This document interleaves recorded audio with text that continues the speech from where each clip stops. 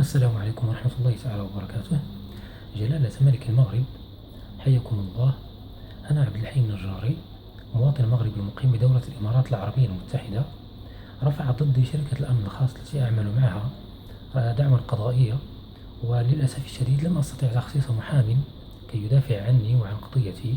وقد سمعت أن جلالتكم خصصتم محاميا على نفقتكم الخاصة للفنان سعد المجرد المتهم في فرنسا بتهمة الاغتصاب والعنف الجنسي. وطبعا هو كمتهم فهو بريء حتى تثبت إدانته، ويجب علينا كلنا أن ندافع عنه حتى يحكم القاضي بالحكم الذي يستطيعه بناء على الأدلة والمستندات والدفوعات المقدمة له.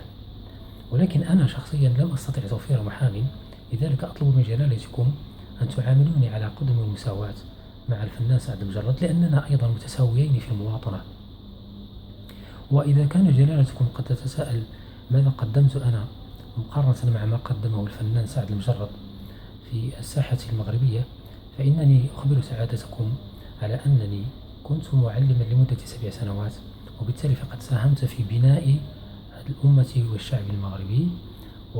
بل إنه إذا كنتم تعتقدون أن حتى أبا سعد المجرد كان فنانا ومغنيا، فإن أبي أنا أيضا ليس فقط كان معلما، وإنما أفنى حياته كلها في التعليم وفي تربية الجيل الذي بنى ولا زال يبني الدولة المغربية. لذلك أنتظر من سيادتكم الموقرة الاستجابة لطلبي، وأنا على يقين أنكم سوف تستجيبون له، لأنكم أنتم القدوة لنا في حسن الخلق وفي ضرب المثل في القيم الأخلاقية الراقية. والسلام على المقام العالي بالله ورحمة الله تعالى وبركاته.